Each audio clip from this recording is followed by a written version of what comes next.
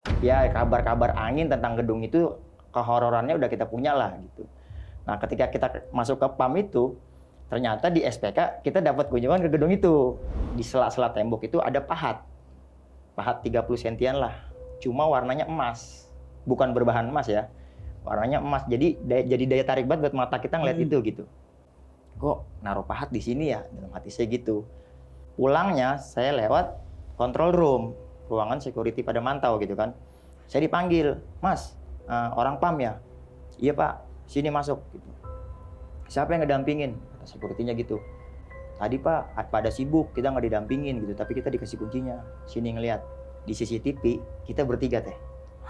Nah katanya, dulunya teh, itu ada pekerja proyek yang kecelakaan kerja, jatuh di area tempat saya kerja. Dan dia nggak diangkat, tapi dicor hidup-hidup.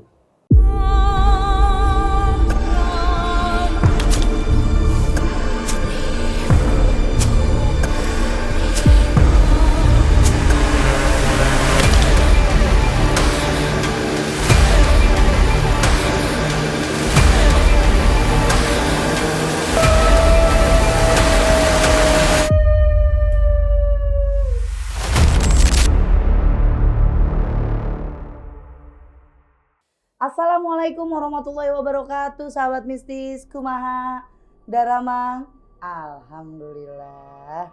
Ya ampun udah mulai senyum teteh, iya. Udahlah yang berlalu biarlah berlalu. Kita tetap membangun cerita dari narasumber, pengalaman-pengalaman mistis. Yang mau ngajak penelusuran monggo, yang mau konsul-konsul ada di deskripsi. Itu ada nomor telepon Ririn, ada nomor teleponnya Sasi, bukan admin Riasi. Tolong buat editor itu namanya Sasi, jadi ditulis Sasi, jangan admin Riasi. Siapa? Oke, buat sahabat bisnis semuanya, jangan lupa di subscribe.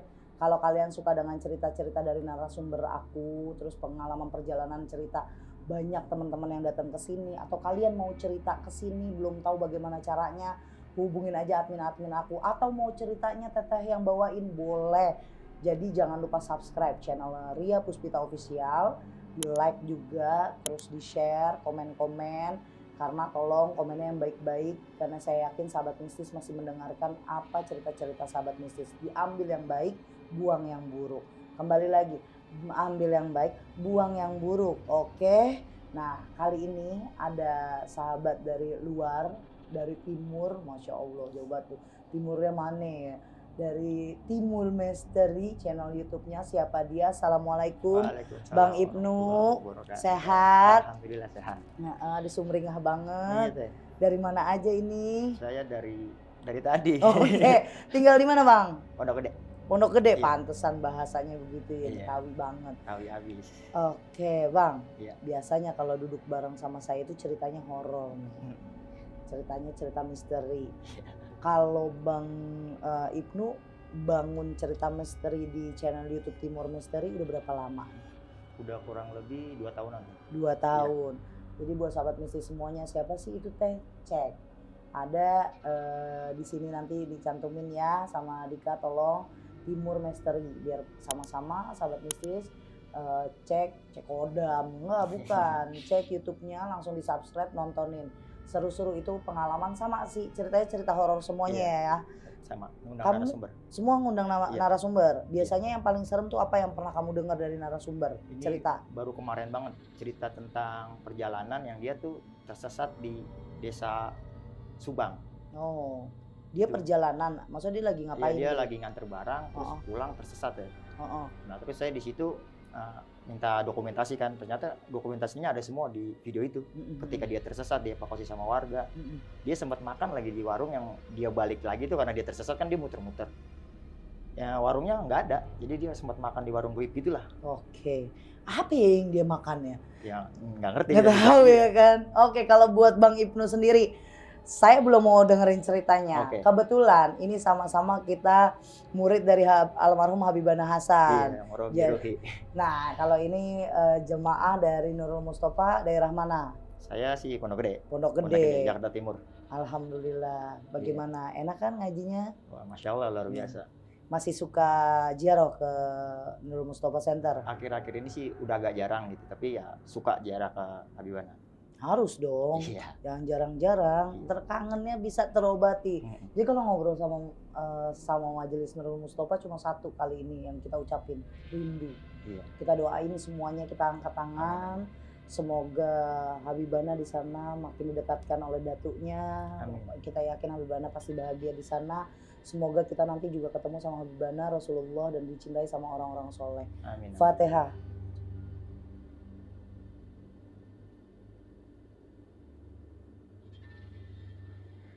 Amin ya rabbal alamin. Nah, seger kan matanya. Oke, kita lanjut Bang Oke, Ibnu. Gimana? Ada pengalaman pribadi apa sih yang Bang Ibnu pernah rasain? Itu masuk ke dunia mistis kah? Atau pernah disantet kah? Atau pernah ngelihat setan kah? Apa tuh ceritanya? Kalau ini pengalaman waktu saya kerja teh. Mm-mm. Jadi saya ngasih tuh job desk-nya dulu biar paham sama ceritanya ya. Jadi job desk saya itu kerja di perusahaan air minum, PDAM. Perusahaan besar di Jakarta lah. Mungkin teman-teman Jakarta udah pada tahu gitu. Tapi saya itu hanya bagian yang pemakaian besar. Jadi gedung-gedung bukan rumahan. Mm-mm. Yang 35 lantai, 6 lantai, paling kecil banget 6 lantai. Jadi saya kerja tuh preventif. Tiap bulan tuh saya ngecek di gedung-gedung yang ada di Jakarta. Mm-mm. Nah, ada satu gedung yang dulunya itu ada tragedi tumbal proyek. Mm-mm. Kunjungan lah ya saya tiap bulan ke gedung itu yang nantinya tuh di situ ada kejadian horor. Oke. Intinya seperti itu. Oke, kita mulai ceritanya ya sahabat mistis ya. Gimana Siap. Bang Ibnu?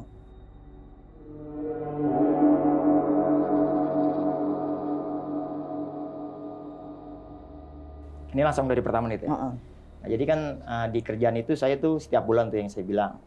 Ketika saya kerja di sana, kita itu ada 7 tim.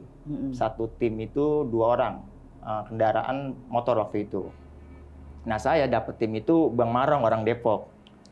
Nah, jadi dia itu karakternya penakut sama kayak saya. Saya penakut ya, benar. Namanya serem soalnya. Iya, namanya Marong tapi penakut. Oke. Gitu. Kita kerjalah. Ketika kerja, kita udah punya asumsi nih Teh tentang gedung itu. Gedung itu horor gitu kan. Ya kabar-kabar angin tentang gedung itu, kehororannya udah kita punya lah gitu. Nah, ketika kita masuk ke PAM itu, ternyata di SPK kita dapat kunjungan ke gedung itu. Seumpama saya tim 1. Pas saya ngeliat SPK saya, itu tuh yang tiap bulan bakalan kita kunjungin terus.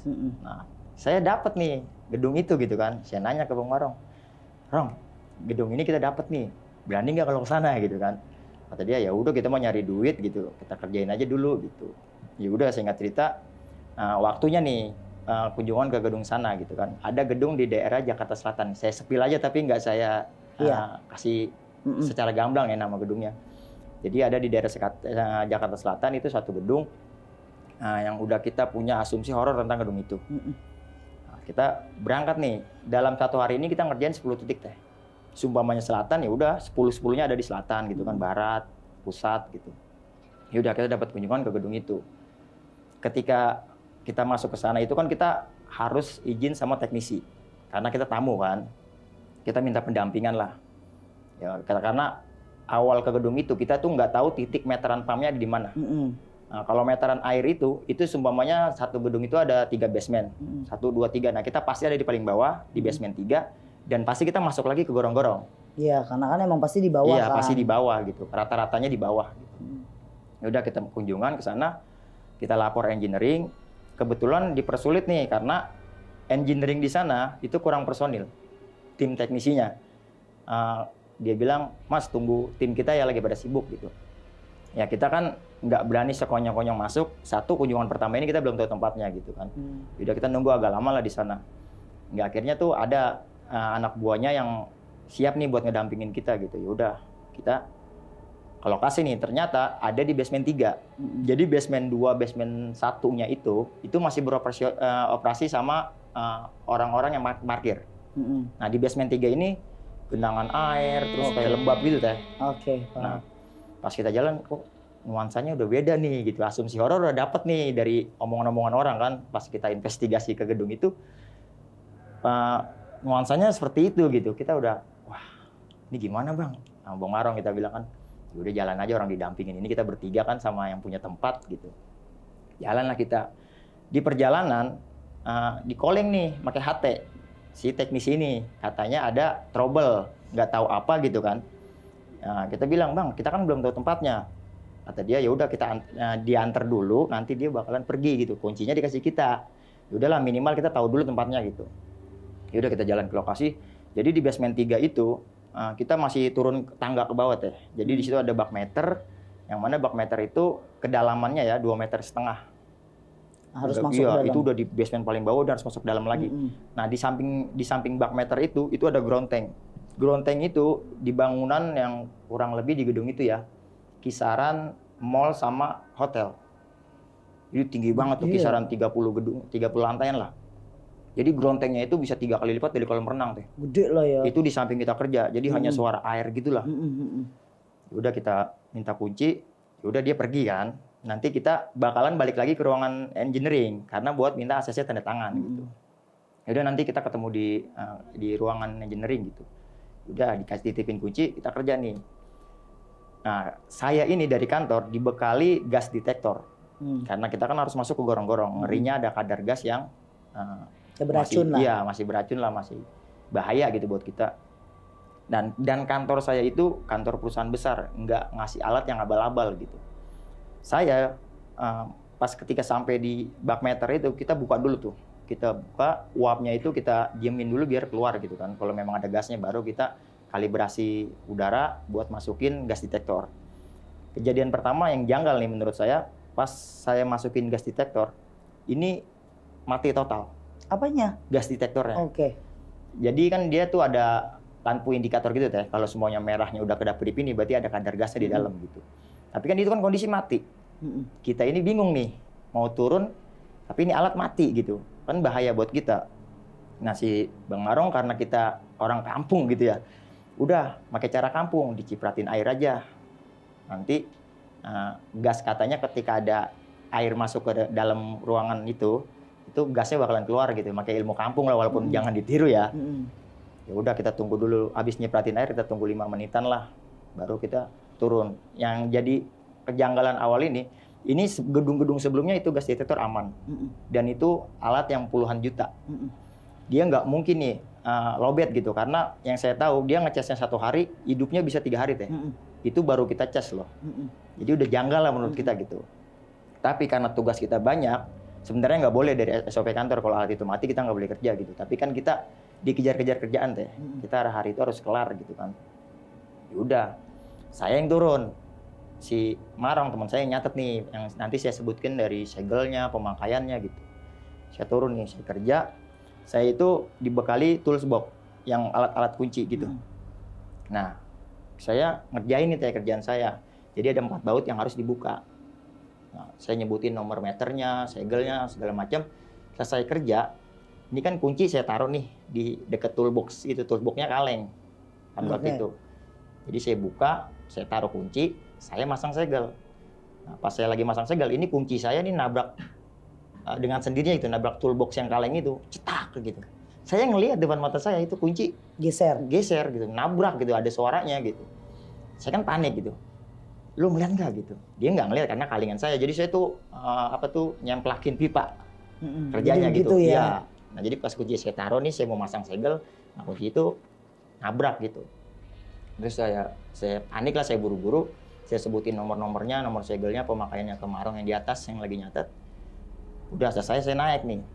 Pas saya naik, saya ngeliat di pinggiran bak meter itu. Jadi kan bak meter itu dalamnya yang tadi saya bilang 2,5 meter, dia itu di dalam tanah kayak speed tank gitu teh. Pinggir-pinggirnya tembok gitu. Nah, di sela-sela tembok itu ada pahat 30 sentian lah, cuma warnanya emas, bukan berbahan emas ya, warnanya emas. Jadi daya tarik banget buat mata kita ngeliat itu gitu. Kok naruh pahat di sini ya, dalam hati saya gitu, karena ya warnanya ini yang jadi perhatian buat saya gitu. Tapi saya abaikan, hanya sekedar ngeliat doang gitu. Nanti ada maksud nih dari sifat ini. Udah saya naik, kejanggalan pertama itu dari kunci sama gas detektor yang mati gitu. Saya kan kunjungan tiap bulan nih, jadi saya nyeritain kunjungan yang part horornya aja ya. Nah, pas saya naik, udah saya ke engineering minta tanda tangan. Nah, baliklah saya. Itu kunjungan pertama saya. Di bulan selanjutnya, saya balik lagi ke gedung yang horor ini nih. Saya ingat banget pas ketika saya kunjungan itu, saya itu jumpain security dulu kan untuk awal masuk ke gedung itu. Itu saya ingat banget momennya security lagi berantem sama driver ojol. Oke.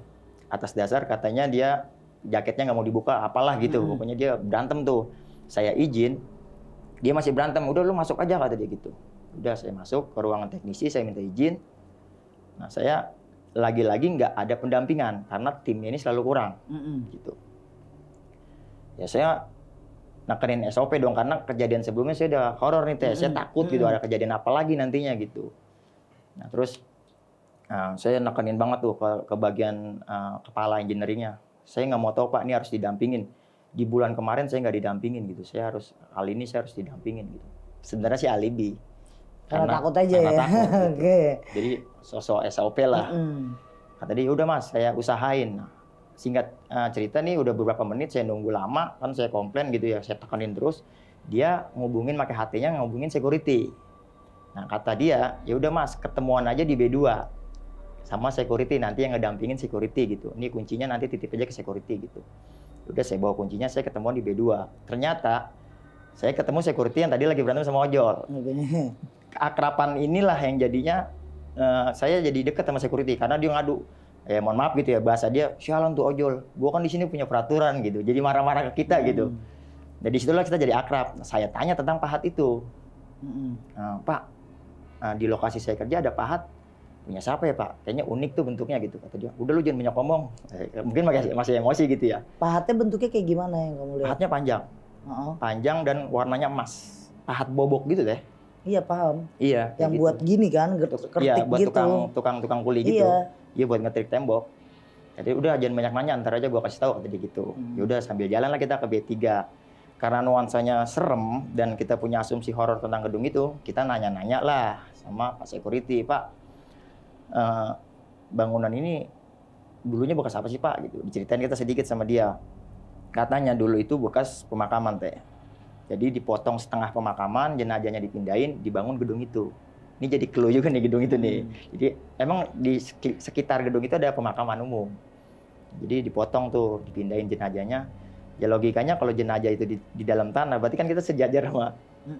Ya mungkin nuansa horornya ketemu gitu.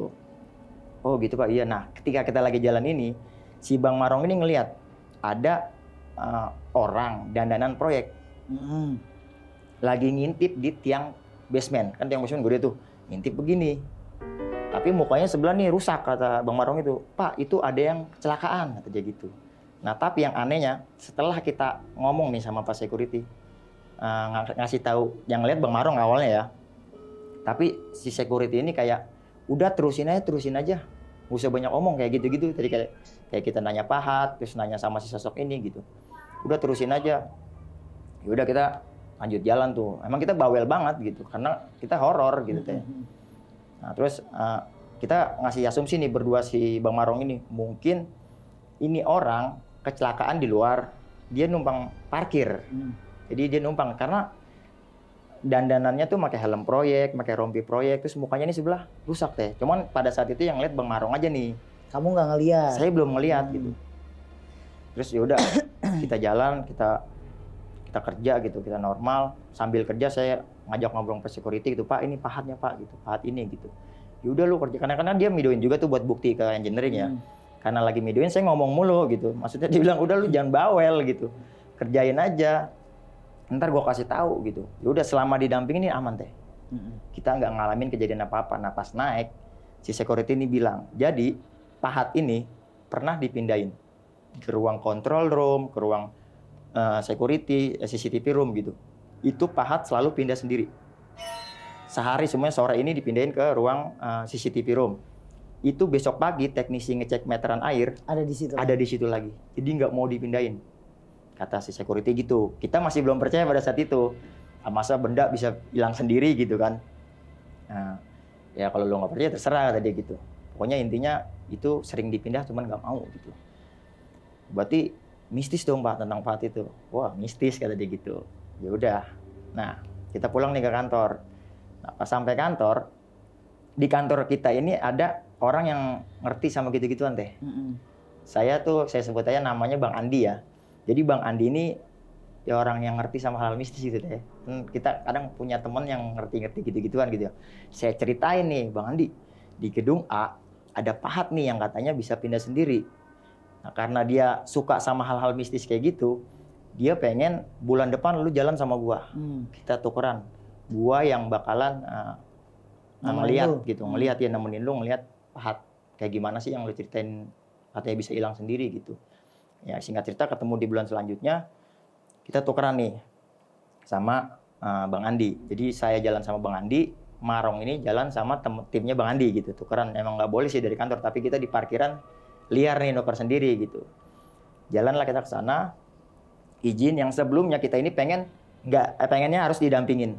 Tapi karena ada misi terselubung dari Bang Andi, jadi ini, santai aja. Iya, berusaha nggak didampingin gitu. Pas kita minta izin, Pak, tim kita lagi pada sibuk gitu.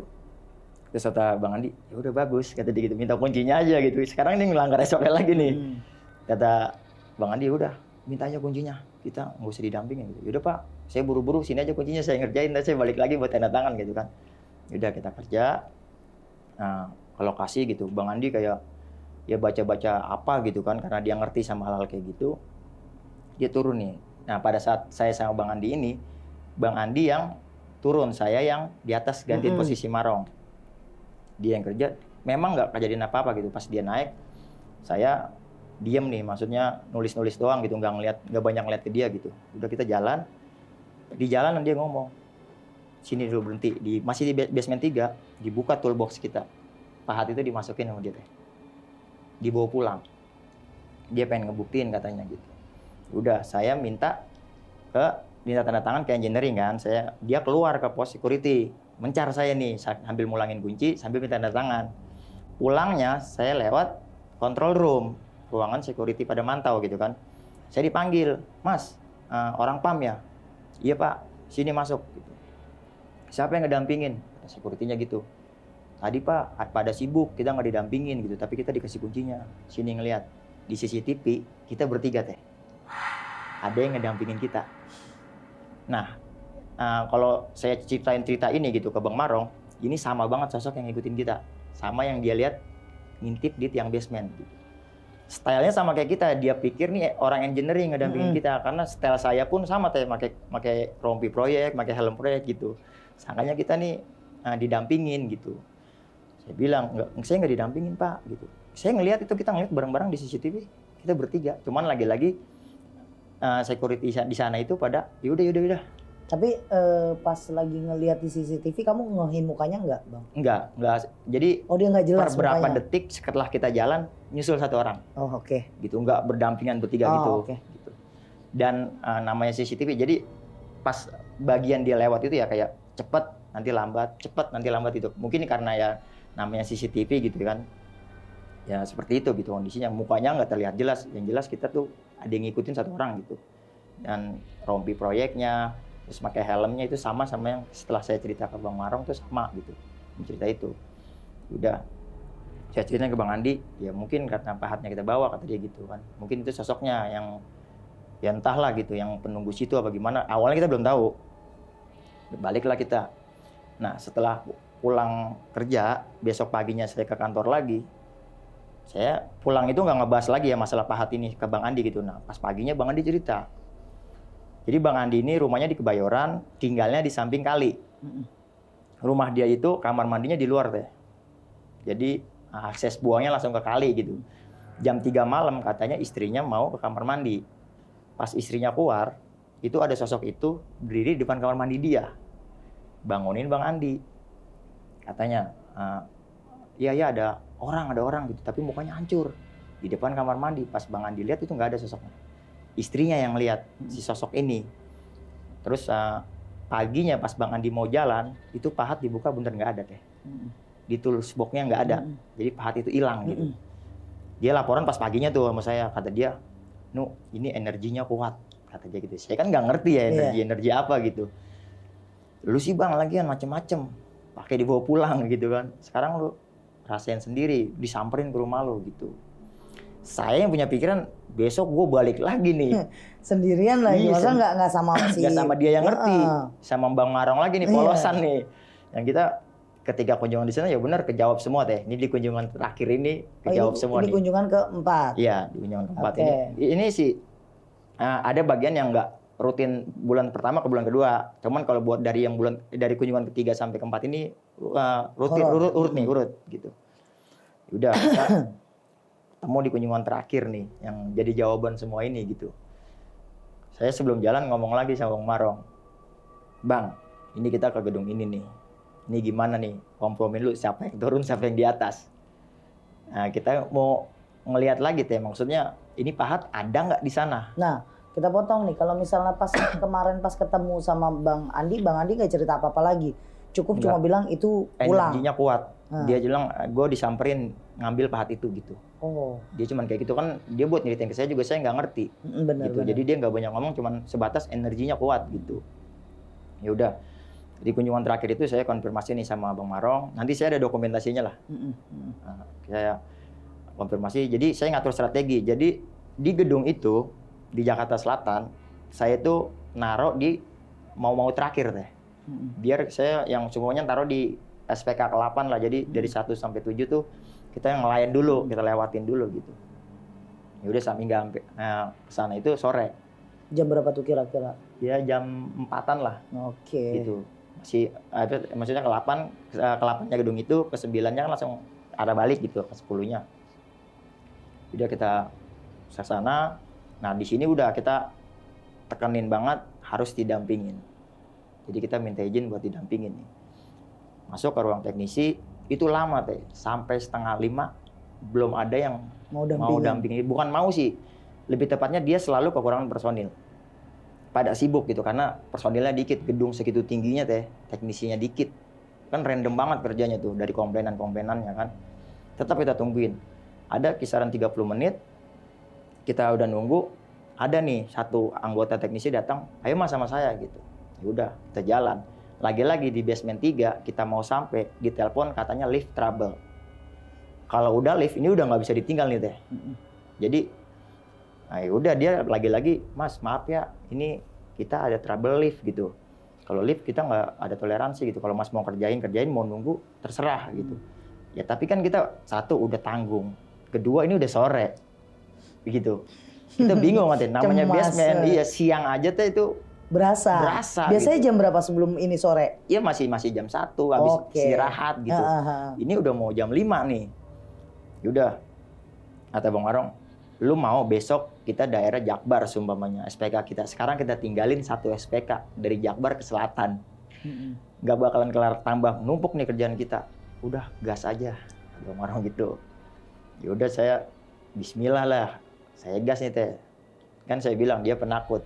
Saya berusaha lebih dari dia nih. Nggak boleh sama-sama takut, bisa nggak beres gitu kan. Ya udah. Saya masuk, saya kerja. Ini saya udah nggak mau fokusin ke pahat ya. Tapi ujung mata saya ngeliat ada. Tapi saya udah nggak mau fokusin. Pas ketika saya buka, saya cek detektor, kan dia ada di sela-sela gitu ya. Jadi harus masuk ke pintu bak meter itu baru kelihatan gitu. Dari atas itu nggak bisa dilihat, karena ada pintunya. Udah saya nggak mau fokusin, saya tetap langsung turun aja gitu. Nah, saya kerja normal gitu. Ini segelnya dia ngasih segel barunya, ini segel lamanya buat dicatat ya, terus pemakaiannya. Nah, pas selesai saya masang, saya mau ngasih segel lamanya nih, kan segel baru saya pasang, kasih tahu nomornya. Saya mau ngasih tahu segel lamanya nih. Saya nengok ke atas ke Bang Marong. Tahu nggak? Di belakang Bang Marong nih, dia sosok itu ngintip saya. Jadi dia tuh di Bang Marong kan di pinggiran bak meter nyatet gitu kan, berapa nomornya gitu-gitu. Nah, saya yang dari bawah ngeliat nih dia ngintip di pundaknya Bang Marong gitu. Sosok ini, saya itu yang pertama kali saya rasain pas ngeliat itu saya kayak ditodong pistol sama polisi. Diem. Darah saya kayak turun semua. Wah, saya ngerasa itu saya teriak. Tapi nggak bisa keluar. Tapi dia, lu kenapa? Nggak dengar teriakan saya. Saya ngambil tools box saya buat kabur naik ke atas gitu. Itu kayak tembus pandang. Kayak tembus gitu, kayaknya nggak bisa diambil gitu. Pokoknya yang saya rasain kayak gitu. Kita nggak bisa ngapa-ngapain, teriak nggak bisa, apalagi lari gitu. Pokoknya kayak darah kita turun gitu. Tang ya, kayak tembak polisi, ditodong polisi gitu. Nge-freeze gitu, ke-distract gitu loh. Bang Marong kan karena ngelihat saya aneh, dia mau ngikut turun gitu, mau udah naikin tangga gitulah. Nah, di momen ini saya baru bisa normal gitu, pas ngelihat dia turun gitu. Udah nggak usah turun, naik aja naik. Saya naik di situ, saya kabur ke pos security. Nah, video dokumentasi ini pas saya dievakuasi di pos security karena saya jatuh. Jadi saya luka. Jadi difotoin sama Bang Marong. Ada fotonya nanti saya lagi difotoin di pos security sama luka-luka saya gitu. Terus dia nanya gitu, kenapa sih emang? Saya ceritain semua di situ tentang apa yang ada di gedung itu, yang saya temuin, yang saya lihat gitu. Ternyata ini jawaban dari security. Nah, satu, kenapa engineering selalu kurang? Selalu tim personilnya tuh buka lowongan, masuk sebentar, kurang lagi dia resign gitu. Karena si sosok ini memang sering nampakin wujudnya gitu ke orang-orang baru. Jadi orang-orang yang baru kayak engineering nerima lowongan nih buat teknisi di sana. Dia kan ada momen tuh kontrol air juga per berapa jam gitu. Katanya si orang baru ini nemuin sosok itu nggak kuat, katanya digoda-goda resign gitu. Makanya selalu kurang personilnya, itu pertama. Yang kedua security bilang, nah katanya dulunya itu ada pekerja proyek yang kecelakaan kerja jatuh di area tempat saya kerja. Dan dia nggak diangkat, tapi dicor hidup-hidup. Tapi pas dia saat itu jatuh, dia mati atau belum? Dia belum mati. Oke. Jadi ya rahasia umum lah, katanya ditumbalkan. Kita nggak tahu kebenarannya, teman, ini dari versi security ya. Katanya dicor hidup-hidup di situ dan lokasinya itu di samping bak meter. Di tempat saya kerja. Dan pahat itu punya dia. Kenapa dia selalu nampakin buat orang-orang baru? Katanya bobok gua, tolongin gua, makanya pahat itu selalu ada di situ. Jadi maksudnya sempurnain gua lah. Iya, sebenarnya ngasih clue dia. Iya, ngasih clue buat angkat gua dari sini, gitu. Ya terus saya bilang, berarti sosok yang saya suka cerita ke Pak Security ini, Pak Security ini tahu gitu. Iya, sebenarnya memang banyak yang laporan kayak gitu, sampai dia pun udah sering lagi awal-awal kerja, tapi kalau ketika udah lama di situ, itu udah jarang nemuin dia. Karena udah diabaikan sama orang-orang lama kali ya. Jadi orang-orang yang dia lihat baru, dia nampakin dirinya. Orang-orang yang lihat baru, dia nampakin dirinya gitu. Dan saya nanya kan sama Pak Security ini, Pak, tentang tumbal proyek inilah saya tanya, Pak, kenapa, ya namanya, ini kekepoan saya aja ya, kenapa kok nggak diangkat gitu? Kenapa dia dibiarin, dipendem di situ gitu? Katanya, buat nanganin kasus ini nanti jadi lama nih proses pekerjaan. Satu, yang kedua, saya nanya lagi, kenapa Pak? Memang dari pihak keluarganya itu nggak nanyain gitu ketika ada keluarganya yang kerja merantau gitu terus hilang gitu. Nah, jadi beritanya itu dialihin dibilang katanya semuanya si A nih korbannya, dia itu di keep berita kematiannya, tapi dibilangnya dia ngikut perempuan gitu, kayak ngikut janda di Jakarta, ngikut janda terus apa ketemu gadis, gila perempuan lah. Jadi dia nggak pulang gitu. Jadi dialibiin beritanya kayak gitu. Ya udah, saya bilang, terus gimana Pak tentang bangunan-bangunan yang tinggi tapi ada proyeknya gitu ya? Tadi udah, memang ini udah jadi rahasia umum gitu. Kayak kita tahu semua lah timbal proyek, teman. Ya beberapa gedung ini ya memang ada make buat kelancaran pembangunan gedung itu gitu. Udah dari kunjungan itu saya ngajuin ke bos, udah nggak berani lagi. Nggak berani ke tempat itu lagi? Nggak berani ke tempat itu, biasanya minta ganti rolling tim lah gitu, buat ngalamin ya gedung itu gitu. Tapi pas abis kejadian kamu ngeliat, terus jatuh, kamu di tempat security, kamu dengar cerita, pas pulang itu keadaan kamu baik-baik aja Bang? Itu kita kayak gimana ya, lemes kayak meriang gitu, tapi nggak jangka waktu lama gitu. Hanya di hari itu gitu. Ketika kita pulang udah mandi, udah istirahat, normal gitu. Cuman keingetnya tuh masih mukanya. Iya, cuman kalau buat ke badan ini ya rasanya per hari itu ya lesu. Visualisasiin dong mukanya tuh kayak gimana? Jadi yang saya lihat nih, dia itu nggak padat. Beda sama kayak manusia kita kan padat gitu. Kalau dia tuh kayak apa ya? Jadi bilang asap bukan, kayak apa ya? Kayak miripnya sih kayak asap sih gitu. Saya nggak bisa ngejelasin itu apa. Cuman dia ngebentuk muka, ngebentuk orang gitu, tapi nggak padat gitu. Cuman jelas warnanya ada gitu. Nggak jelas yang kayak kita lihat manusia gitu. Itu bentuknya ya udah mukanya hancur, rusak. Cowok kisaran umur 30 tahunan. Itu kayak gitu sosoknya. Masih muda lah ya. Iya. Nggak yang tua. Nggak yang tua, cuman ya saya mikir lagi, saya pernah cari tahu gitu tentang masalah-masalah goib ini gitu deh. dia itu kan bisa mewujudkan dirinya dari sugesti yang kita punya. Iya. Gitu kan. Sedangkan saya kan sudah sempat ngomongin sosok ini sama Bang Marong yang ketika Bang Marong lihat gitu. Mungkin bentukan dia ini dari sugesti saya kalau kata saya gitu. Sebenarnya dia tuh nggak berbentuk gitu. Ya, lu buat ngilangin juga rasa takut lu juga sebenarnya. Sebenarnya gitu. Jadi ya dari kepulan yang menurut saya itu kepulan asap yang tiba-tiba ngebentuk manusia, ya, itu menurut saya ya hal goib yang ada di sugesti saya gitu. Tapi memang sosok itu ya goib gitu. Tapi di CCTV jelas banget dia ngikut jalan. Iya, dan sosoknya dari warna kalau saya. Jadi kan memang kalau sosoknya nggak tapi jelas ya, maksudnya satu bentukan manusia, cuman warnanya tuh kayak rompinya oranye, terus helmnya putih. Kamu rompenya? Kalau saya helm sama putih, rompinya itu kalau saya kayak hijau stabilo gitu. Oke. Yang ada lampu-lampu, kalau kena cahaya tuh terang gitu, kayak gitu. Ya itu sih yang saya alamin di gedung itu gitu. Apalagi pengalamannya pribadi ya. Iya. Tapi memang itu menjadi rahasia umum, ada hoax atau itu nyata, cerita tentang pembangunan satu proyek, mau itu jalanan, mau itu pembangunan ya gedung, itu kayaknya udah bukan rahasia lagi, tapi rahasia umum, banyak isu-isu yang terjadi. Ya wallahu a'lam bishawab deh. Itu benar atau enggaknya biar itu jadi urusan mereka. Yang penting kamu pengalaman itu namanya pengalaman ngelihat hantu, lihat setan, lihat jin, lihat korin dan lain-lainnya. Itu kadang juga karena halusinasi kita rasa takut. Kamu mungkin di saat itu kan, aduh nggak ada yang nemenin nih. Bener nggak? Udah khawatir. Udah khawatir juga, takut, tambah lagi udah takut karena kejadian Bang Andi ditemenin engineering, dapatlah lift mati, trouble lift. Jadi kan ada rasa terus takut. Tekanan takut ini yang bikin dia tuh kebentuk dari sugesti saya yang kalau menurut saya sih gitu. Cuma cerita ini tuh sebenarnya seru kalau misalnya kamu langsung ketemu begini. Iya. Itu lebih seru gitu lagi. Sayanya nggak seru. Oke.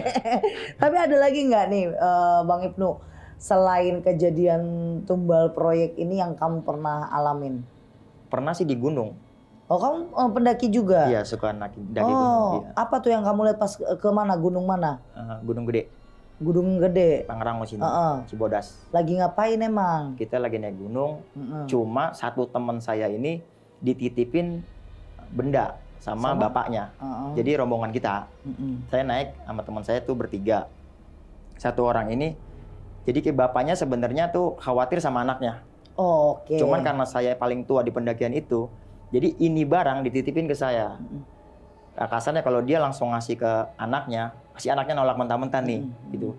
Malah takut, wapak lah teh kita nyebutnya ya, kita nggak tahu wapak, nggak tahu jimat. Jadi kalau dia ngasih jimat itu atau wapak itu ke anaknya, pasti anaknya nolak mentah-mentah nih, karena anaknya mikir pasti ini kita ngundang buat gituan datang gitu. Tapi kalau saya sebenarnya saya nolak karena saya nggak ngerti apa-apa gitu buat hal itu.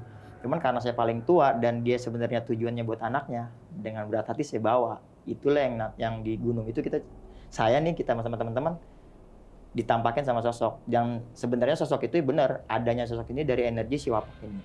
Apa bentuk sosoknya? Saya bilang sosoknya sih nggak bisa bilang kuntilanak ya, teman perempuan. Perempuan merah semua. Rambutnya merah, bajunya merah, mukanya merah. Kamu yang lihat? Iya. Semua sih ngelihat, cuman di momen-momen tertentu. Kayak yang kalau saya ngelihat di si anak bapak ini yang nitipin bapak, dia lagi istirahat. Duduk. Saya nyuruh anaknya dia. Cewek cowok? Cowok. Oke. Cuman masih di bawah saya usianya. Nah, saya ajak bangun, dia duduk kayak keringat jagung tuh, keringatnya gede gitu. Saya bilang sama dia, kalau mau istirahat nanti di pos 1. Sekarang kita paksain dulu gitu. Baru 45 menit jalan, belum sampai pos 1. Dia tuh udah ngeluarin keringat jagung, padahal di gunung ini kan dingin. Keringatnya gede-gede gitu, kayak sakit gitu. Saya bilang sama dia, bangun. Nah pas saya lagi ngebangun dia kan dia sendakap gini deh. Pas dia dangak ke saya, nah sosok itu keluar dari belakang kerilnya dia gitu. Ya sama bentuknya tuh, pertama asap dulu. Cuman kan kalau kita kedinginan kan biasanya asap putih tuh dari badan kita ya, karena hawa panas dalam tubuh kita gitu. Tapi ini keluar dari keril, merah. Tapi wapak itu sama saya yang megang gitu, bukan di dia. Sosok itu wujud merah, makanya pas dari situ udah langsung saya paksain jalan ke pos 1 gitu. Nah kita jalan lagi, dia nemuin juga ketika kita lagi bikin kopi, sama sosok yang sama, ngintip di belakang kamar mandi. Di pos shelter air terjun lama namanya. Ada kamar mandi yang nggak kepake, di situ sosok itu nimbul. Terus saya ngasih tahu momen-momennya aja ya. Pas kita lanjut jalan di kandang batu, pos kandang batu, itu kan sebelum pos kandang batu ada air terjun. Pas ketika saya lagi moto anak-anak, sosok itu di belakang saya. Mereka yang lihat. Mereka yang lihat Iya. gitu. Tapi pas saya nggak tahu deh, fotonya kayaknya ada di Facebook saya lah. Tahun 2013. Kan anak-anak tuh pada bilang, pada ganti gaya gitu. Karena dia kan ngelihat sosok yang di belakang saya gitu kan.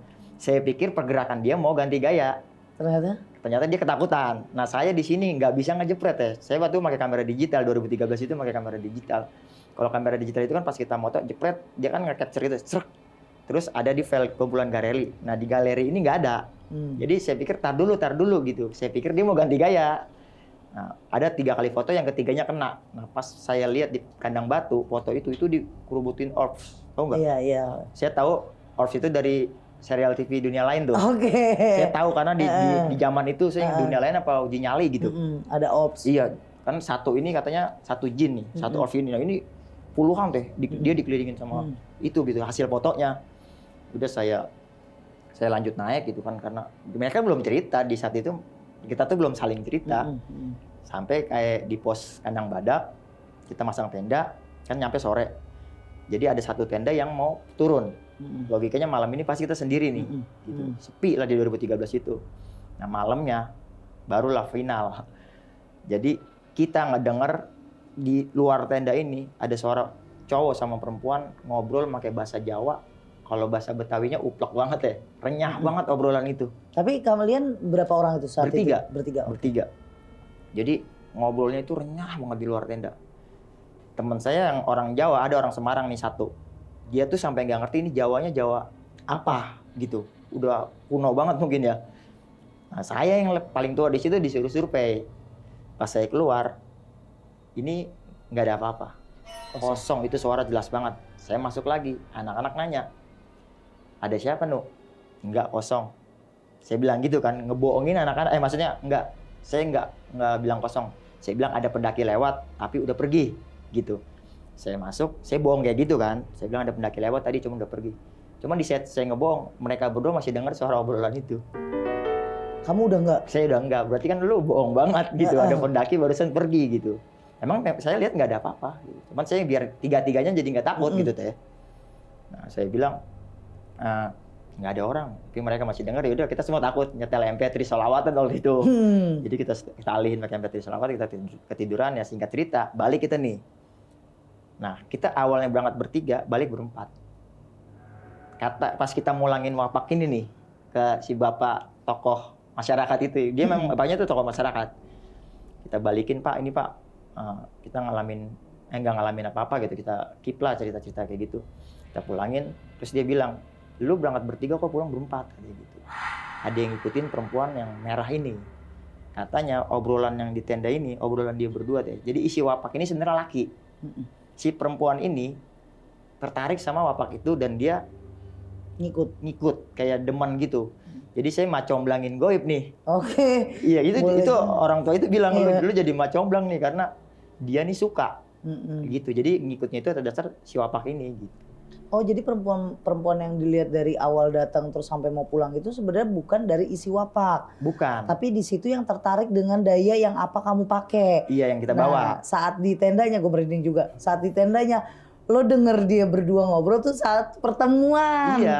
Oke. Jadi saat dia berbincang-bincang gitu. Setan nyebelin. Kata orang takut. Iya. Terus katanya emang atas si yang bapak ini gitu katanya. Memang dia itu nggak mengancam. Tapi kan kehadiran dia aja buat kita mengancam. Betul. Yang kita nggak paham gitu. Jadi saya bilang, udah Pak besok-besok ketika dia tahu memang kita sering naik gunung gitu. Si bapak ini anaknya sering saya ajak naik gunung. Cuman nggak usah pakai gini-ginian lah gitu. Boleh kita bawa gitu-gituan asal kitanya ngerti. Ya maksudnya disclaimer buat teman-teman juga ya kalau mau naik gunung atau kemana-mana. Kalau nggak ngerti mendingan jangan bawa. Tapi kalau ngerti ya terserah gitu. Karena juga di situ saya tuh di warning nggak boleh ngelakuin 3 hal. Apa aja tuh? Jadi wapak itu teh bentuknya tuh lempengan emas, lempengan kayak gesper gitu. Cuman ada tulisan Arab. Iya, ada rajahnya. Iya. Satu kata dia ketika lo mau buang air besar, benda ini nggak boleh nempel di badan lo, kecuali buang air kecil kata dia ini. Jadi taruh dulu, baru boleh buang air besar kata dia itu. Yang kedua, ketika nanti lu turun bis nginjekin tanah Cibodas, lu kirimin tawasul, Fatihah-in dulu buat sohibul wilayah gitu. Itu sih kita ikutin semua tuh. Yang ketiga, kalau semisal nih nanti di antara kalian ataupun pendaki lain ada yang kesurupan, ceburin aja bapak ini ke air nanti diminumin. Gitu. Sebenarnya kita udah nolak deh sama yang ketiga ini nih. Karena kan ini hubungannya sama mistis Pak, mendingan kita nggak usah gitu kan. Ya cuma kan ya karena dia tujuannya buat anaknya, teman saya paling tua di pendakian itu ya saya dengan berat hati saya bawa gitu. Ya balik kan nggak tahu kan. Iya, karena kayak gitu yang bisa ngelihat kamu berempat itu ya si bapak. Si bapak ini. Bapak ini yang bilang. Tapi rasa kamu pas pulang baik-baik aja oke. Normal-normal aja, makanya dia bilang nggak mengancam. Muncak oke juga. Oke semua. Itu sih yang saya alamin tuh pas. Tapi seru juga sih kalau pulang jadi berempat ya. Iya. Nyomblangin setan lagi. Jadi macam comblang goib. Nah, buat semua sahabat mistis nih, dari cerita ini kita ambil hikmahnya aja. Satu, dalam pekerjaan kita juga harus hati-hati. Betul. Terus di satu tempat, apapun itu yang terjadi di tempat itu. Kayak contoh kamu main ke rumah orang, ada lukisan. Ya janganlah tangan kita nakal lah, jahil. Iya, kayak tadi kan yang teman kamu Bang Andi kan dengan nekatnya ngambil. Ngambil terus dibawa pulang buat mau tahu doang, kepo doang. Kalau misalnya itu tidak kenapa-napa, kalau terjadi sesuatu sama istrinya kan kasihan juga gitu. Terjadi sesuatu sama kalian. Jadi ada hikmahnya di balik cerita Bang Ibnu. Terus kalau kayak muncak tadi ya segala sesuatu kan kita balik lagi sama alam. Harus kita jaga adab, kita jaga ucapan. Ya kalau benda-benda yang seperti itu nggak perlu dibawa ya nggak usah dibawa. Memang benar kalau misalnya mau dibawa ya terserah. Pelajari dulu. Iya, kalau emang tahu dan baik gunanya ya nggak apa-apa. Kalau enggak daripada mengancam keselamatan kan, nyawa kita itu bukannya lagi di tangan orang lain tapi di tangan kita dengan Allah. Kalau kitanya juga nggak bisa jaga apa itu yang ada di badan kita ya nggak bisa. Kayak tadi Bang Ibnu, untungnya Bang Ibnu tahu apa aja peraturan-peraturan dan clue-clue yang tidak boleh dilakuin gitu kan. Terus mencoba untuk bohong, ternyata ini setan nggak bisa banget diajak kong kali kong ya kan. Oke, buat sahabat mistis semuanya, jangan lupa apapun yang ada di dalam cerita aku sama Bang Ibnu, ambil positifnya, buang negatifnya. Karena sejatinya manusia itu tempatnya salah, karena aku takut banget salah ngomong juga. Dan buat sahabat mistis yang mau ikut podcast kayak Bang Ibnu di sini, boleh hubungnya ada 2 adminku. Itu ada admin Ririn sama admin Sasi. Nah, untuk kalian yang mau ceritanya dikirim juga boleh. Kirimin aja ceritanya by text atau voice note ke adminku. Minta tolong untuk diceritakan sama Teria. Atau mau konsultasi dan lain-lain itu ada di admin juga. Nah, terima kasih buat semua yang setia, sahabat mistis yang paling setia banget nemenin aku udah berapa tahun ya. Ada 3 tahun ini selalu support aku, selalu doain aku. Semoga juga kalian semuanya berkah dan sehat selalu.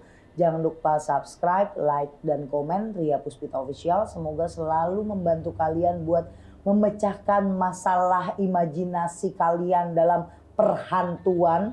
Nah, kalau mau ngikut penelusuran kok monggo boleh. Nanti chat aja admin, kita atur jadwalnya.